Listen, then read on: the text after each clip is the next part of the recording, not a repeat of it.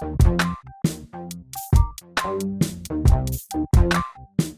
here with the Digital Digest, and today I wanted to share yet another update on my experience with the Asus Zephyrus G15. Now, of course, this is the 2021 refresh, and it's kind of a big deal because it combines all new hardware and does so at a price point that you cannot match with any other manufacturer.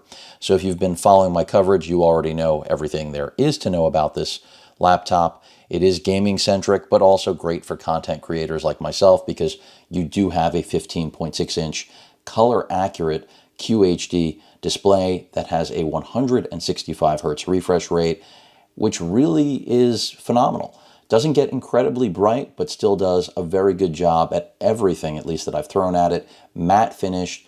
Outside, a little bit of a reflection will be caught, but outside you're going to be challenged anyway because of that slightly over 300 nit brightness.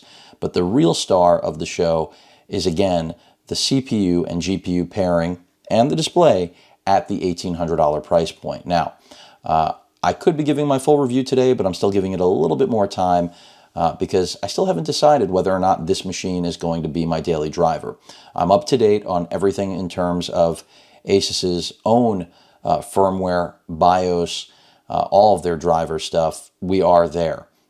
No Thunderbolt 3 or 4, of course, here, because this is driven by AMD's Ryzen 9 5900HS, which is delivering best-in-class performance for a machine like this, only a little over 4 pounds, and yet we have near desktop-like performance, which is pretty amazing from this 8-core CPU that, again, is based around 35 watts. All of the Intel competition, of course, 45-watt chips that don't have this much performance. And then we've got the Nvidia RTX 3070 with 8 gigs of RAM, which, pretty much outperforms anything else out there unless it gets more power. So by that I mean, and this has been a very big deal this year, for those of you unaware, Nvidia pulled away the Max-Q, all the designations for how much actual power the GPUs were getting in specific builds. The idea was to eliminate confusion, but I don't think it does that at all. So here with the 3070, you're getting, as I hit the Asus Armory Crate software, you can see right here, I have iGPU mode off, which makes it so that we're always going to be using the Nvidia GPU. However, you can put it to auto or on, which means you'll be using the AMD integrated GPU. That will give you some extra battery life. But what I was getting to is the TGP. You can see right there, 80 watts. So with a laptop that is going to get more power to the GPU, such as the Gigabyte Aero 15, which I personally see clearly as a direct competitor to this, but many will not because it has an OLED, a 4K one at that, with a 60 hertz refresh rate, which really doesn't make it a gaming laptop, even though it has the guts of one, really leaning more towards content creation than this machine. The idea is that machine can outperform this when it comes to gaming. Now, if you don't plan on using an external monitor, that's another story altogether, because something you should know about this machine, on the display, gaming here is beautiful. You'll basically be able to play any title you want at nearly max settings, and that's AAA, brand new stuff, Cyberpunk included. And that's part of the beauty of having the QHD resolution with the 165 hertz refresh rate. But I already didn't mention 16 gigs of RAM here, 8 of which are soldered. So you can essentially upgrade one of those slots. And I've talked about this before. Some people, it'll make this machine a hard pass. Other people won't care. But that means you cap out at 40 gigs. Dual channel support ends at 16 gigs. So if that matters to you, this isn't the right machine for you. Just like if it matters that there's no webcam, you should be looking at a different laptop. But if you're looking for the most powerful and also economical machine that has ever been put at a price point like this, this is the machine to beat. So while most reviewers are out there saying this is the best gaming laptop of the year, I wouldn't go that far. I would say it's the best gaming laptop for the price. And that when you look at the competition, anything similarly spec'd is over $2,000. And that's why this thing is permanently sold out. Now, for those of you who've watched my updates, you know about the popping speaker issue. It's gotten better, but it's still there. I have not eliminated it, even with the latest audio drivers, the Realtek drivers. So Some people have claimed it's eliminated, others have not. Battery life anywhere from 6 to 7 hours. People have made claims of over 8, some even 10 hours. I don't know, what they're doing that I'm not, but I'm not getting there. As I mentioned, no Thunderbolt 3 or 4. If you're invested in Thunderbolt 3 connectivity, like I am with NVMe drives, that stings a little bit. The fact that it also doesn't have HDMI 2.1 output stings a little bit, but gaming on this display is gorgeous. Keep in mind that if you are after G-Sync or FreeSync, any variable refresh rate capability, you're not going to get it on this display. So even though you have 165 hertz, QHD, really one of the better looking IPS panels you're going to find, and it's brand new tech. This is a new wave that will become standard. You do not get G-Sync or FreeSync support on the display. A lot of people might assume that because it's an AMD machine and an Nvidia GPU, don't make any assumptions. There is no variable refresh rate support on this display. You have to use the Type-C ports here, which give you DisplayPort 1.4 output. That is your pathway to variable refresh rate support. So keep that in mind. And for those of you saying, well, HDMI 2.1, not a big deal, I can half agree with that, because even on a machine like the Aero 15, which does have HDMI 2.1, something you'll find basically on most of the Intel builds, you're still not going to be using the GPU through there. So, and I can confirm that on the Aero 15, the only way you get the actual 3070 output truly is through its DisplayPort. So the HDMI 2.1 is there for the spec sheet, and it'll give you 8K video output, but it's not going to be the way you'll deliver gaming. So I can't use it, the HDMI 2.1 on the Aero 15 with something like my LG 48-inch CX. So native 2.1 support is there, but not to leverage the GPU. But back to the gaming. I've mentioned battery life, 6 to 7 hours. That's still my experience. It has been since really I purchased this machine. No relationship to Asus. If that changes in the future, it changes. It won't change that my reviews stay clear and honest and to the point, even if they sometimes run long because they're unscripted. The 1 terabyte NVMe on here is good. So for those of you wondering, you're not going to need to upgrade it, but there is a second NVMe slot. I've discussed this over and over, so easily upgradable. The backlighting here is RGB, one color though. You cannot do per key like the Aero 15. If that matters to you, it's not happening. And everyone always asks, because apparently this model does not have RGB backlighting. Internationally, the Best Buy model that I have here, the 503, it does. As you can see right there, it's blue. That's by my choice. Trackpad is fantastic. Keyboard is very good. In fact, I think it's better than the keyboard on the Aero 15, but it's missing some odd things. Like, for example, no print screen button. But on the flip side, the backlighting, and this is a flaw with the Aero 15, all of the function buttons are backlit. So that's a plus. Unfortunately, on the Aero 15, that's just not the case. The function buttons, the secondary functions, don't get backlit, which is a real head scratcher. But overall, this machine, it's CPU, GPU combo, and again, with the display, you're just not going to beat the price. So if that's why you want it, I totally am on board with you. I don't think you'll have any regrets purchasing it, as long as you know out of the gate that you're not going to have that Thunderbolt 3 connectivity. You're not going to have a webcam. I don't think there's a way to really be disappointed with this machine unless you get a dud on the quality control side. Now, QC has not been great, but my machine has improved. It started out rough. Updates through software proved that it wasn't hardware related. The only bug that still exists is the speaker one, and that's one I'm perfectly willing to live with because overall, very few laptops have great speakers, and the speakers on here are fairly good. They're just not as good as many made them out to be because they crush bass. But again, you are going to be incredibly challenged to find a machine that can match this. In fact, you won't at its price, and then you'll be incredibly challenged to find one that will match it at a higher price. And that's the beauty of the G15 here in 2021. Now, I've mentioned before, the LED activity lights here, if you're really tall, they're going to bother you because you're going to see them all the time. I don't think there's a way to disable them. If there is, chime in the comments. I'm very happy to be corrected on this, but I don't think there is. I didn't see anything in the Armory crate to deal with that. And they don't bother me, but I know many of you out there will end up being annoyed by seeing these things constantly. It is a strange location. The fingerprint scanner is on the power button. I don't really use it. Some people have reported it's not great. I don't think any of them are phenomenal.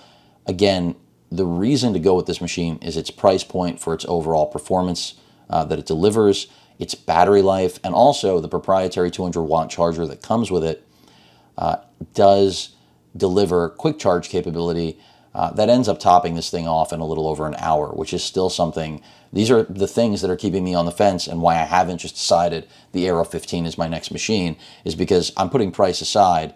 I'm looking at the whole package, and this has trickle charge as well. So even though we don't have Thunderbolt, you have the ability to still charge this machine without its proprietary brick. Of course, that does mean that you won't get the full turbo mode for gaming or video editing or anything like that. On battery, performance is as high as you're going to get in terms of the modes. Turbo mode, as you can see, is grayed out. So, but that's kind of the beauty of the G15. Even though it is a gaming laptop, it doesn't, well, it looks like one, because I don't think it's a beauty in terms of its aesthetic, but it doesn't feel like one. Its weight being a little over 4 pounds certainly doesn't feel like one. Its battery life certainly doesn't give you the experience of one, because gaming laptops generally, battery life is crap. But that doesn't mean when you're gaming on here, the battery life is good. It's not. You're looking at like an hour and a half. I mean, and video editing, same deal. If you do any kind of rendering, exporting here in 4K, your battery will be dead after, at least in my experience, if I do 2 jobs, 2 exports that are about 15 minutes each, this thing is done. But the beauty is I can just grab a power brick and trickle charge. I can't do that with the Aero 15. Now, the Aero 15 has a lot of other advantages, but again, what this machine pulls off at $1,800 is the reason it is sold out nationwide. I can't speak to internationally, but here in the US, it's been sold out since the day I bought it. If you pick it up open box and you don't have any major issues, you're fortunate. I'm not saying that they all do, but generally, if a person returned this, it's got to have a problem, because otherwise, the reason it's sold out is what I just said. For $1,800, you will not get a better overall machine from anyone.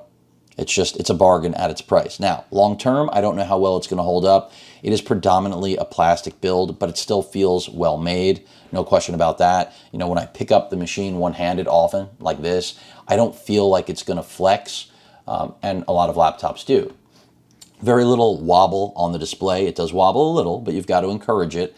And the actual design of the hinge mechanism, I think, is fairly good, but a lot of people are concerned about the ventilation going directly into the bezel. Now, I've talked about this. I haven't seen an issue with it, but I can understand their concerns. If the machine is venting, if you're the type of person that games and leaves the machine on overnight, you're playing something like, I haven't gotten too deep into Valheim, but it's installed, and a buddy of mine has been leaving his laptop on overnight. I could understand that, and for reasons of inside of the game of getting resources, if you do something like that, as odd an example as that is, I could understand why there would be concerns of 24/7 ventilation hitting this giant chin, this bezel, with the ROG Zephyrus branding, that it could start to, misshape, deform the plastic. And that could be a realistic long-term issue. And I don't think that Asus put this through some long-term format of testing to make sure that it's problem-free. In the same vein, I think that to worry about that, life is too short. And that's what extended warranties are for. Now, not everybody is going to be able to get an extended warranty, afford one, however you want to look at it, but I recommend it. You're spending basically around $2,000 US. Get yourself an extended warranty, especially when 8 gigs of the RAM is soldered. And if it does die, which is rare but possible, this thing's a brick. I mean, you're going to be looking at a ransom to get it repaired. I've mentioned this over and over again. But What this can do that the Aero 15 can't, I've already mentioned, which is why I still haven't made up my mind. It does everything well. It's missing, of course, HDMI 2.1, but I've kind of told you that's arbitrary to a degree since it doesn't leverage the GPU, just as this HDMI port doesn't either. You will need to use those Type-C ports on the side. It has a better keyboard than the Aero. It's lighter, it has trickle charge. No webcam, but the Aero webcam is a potato quality one. So these are things to keep in mind. And usually when you go thin and, almost light, I mean, it's light for its capability, this machine, you expect it to get hot. You expect it to not have the I/O that it does. I mean, if it didn't have a micro SD card slot, no card reader at all, I wouldn't even consider it. A lot of you will say, well, it should have a full-size card reader. That's not really common. Even in gaming laptops, 17-inch form factor that do have full power on the GPU side of things.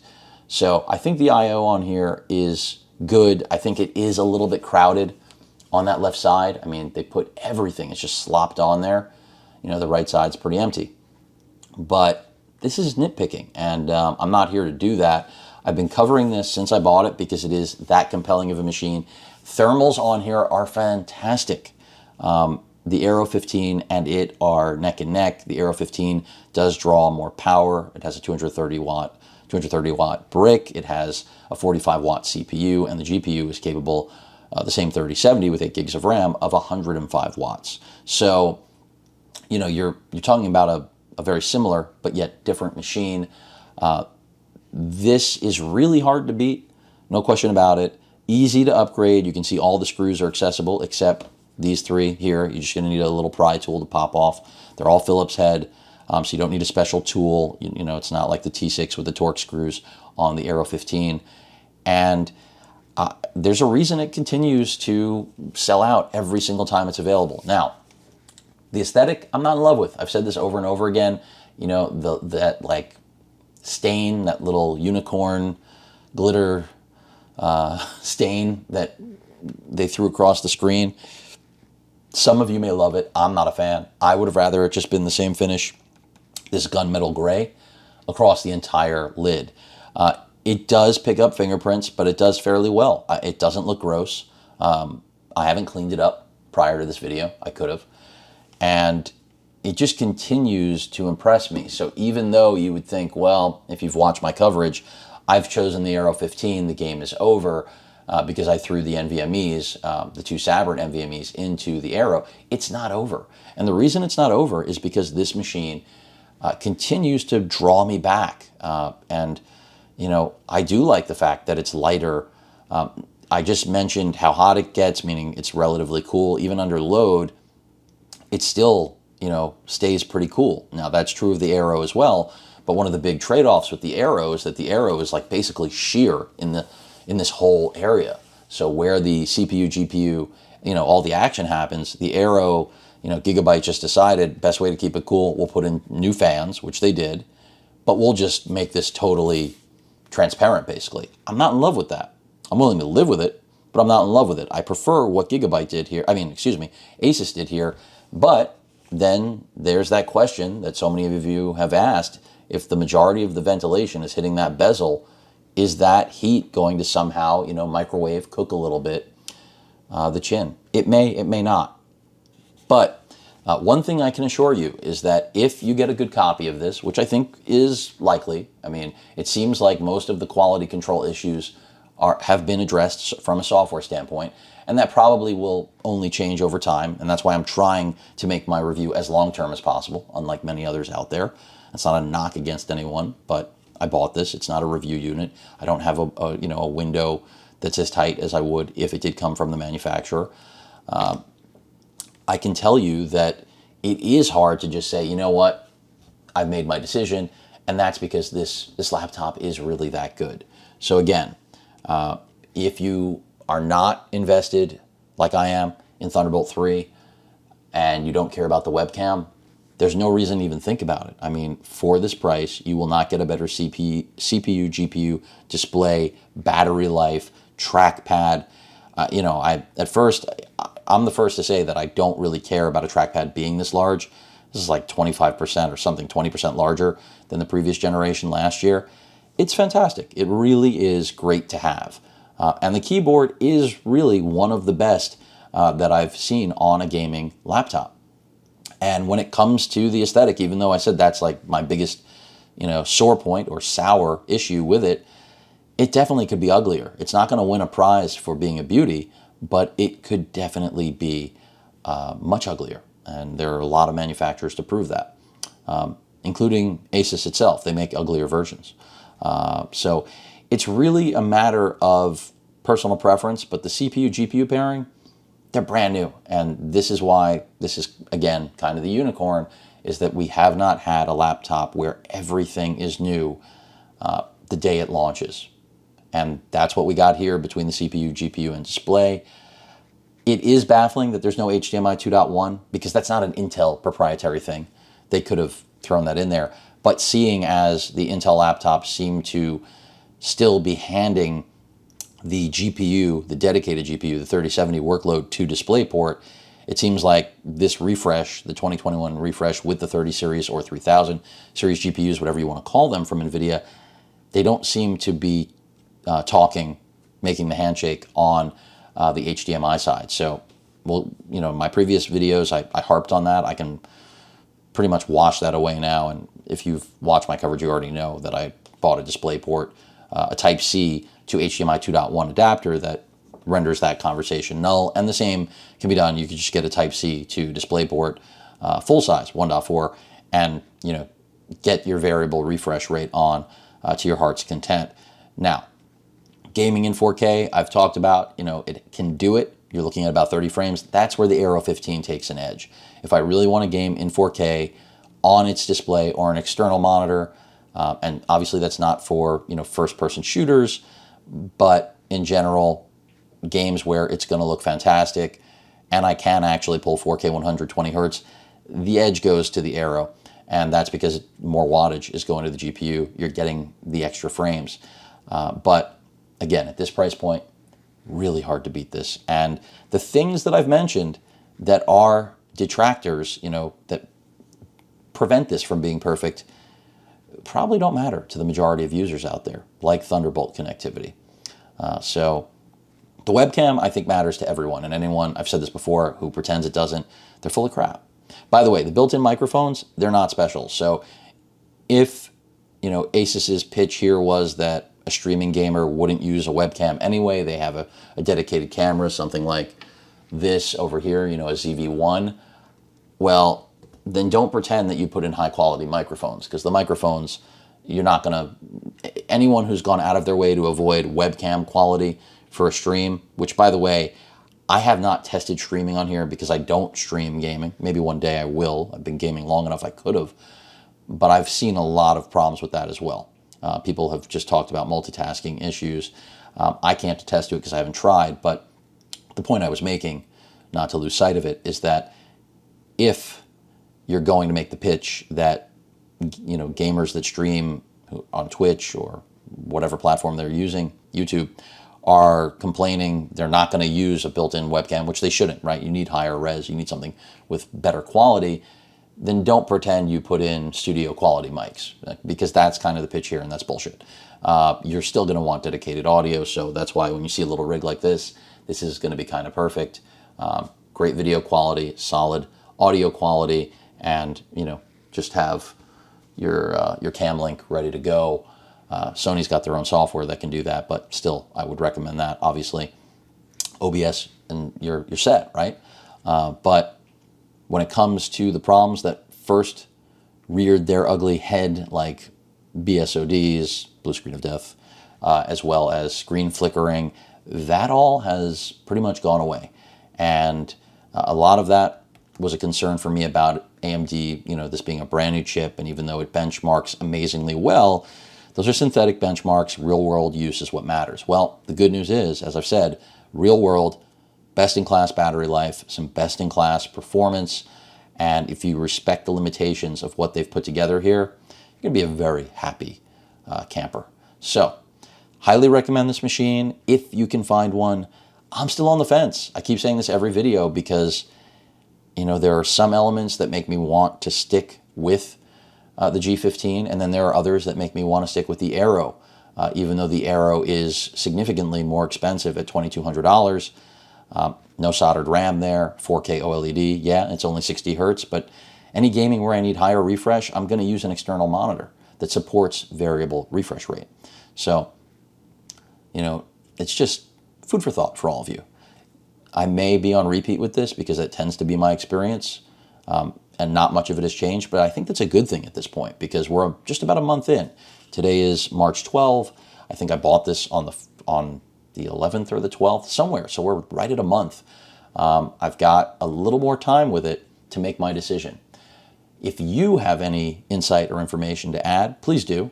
I think this is one of the best gaming laptops ever made that just happens to be suitable for content creators as well. Generally, you know, that's not the case. The Aero 15 is my other option that I'm still on the fence. Phenomenal performer. Very different in terms of build quality, very different in terms of many things. But again, the touchpad, trackpad here, as well as keyboard, they're top notch, much like most of this computer is. And if you're going to be doing the majority of your gaming on this display, you're not going to be upset. Don't listen to anyone who's knocking the IPS panel here. Yeah, it doesn't compare to an OLED, but it still is very, very good. And it does blow away the majority of IPS panels that have ever hit the market. But that rounds it out. I know this update may seem like a lot of the others, but again, that's a good thing if it does, because that means that Asus has made a really good product. Again, not perfect, but almost. Any questions or comments, please feel free to post them, hit that like button, and as usual, please feel free to subscribe. And by the way, no Wi-Fi problems. A lot of people have been asking. It's an Intel Wi-Fi chipset. It's been fine. But again, any questions or comments, please feel free to post them, hit that like button, and as usual, please feel free to subscribe, and please stay safe. Later.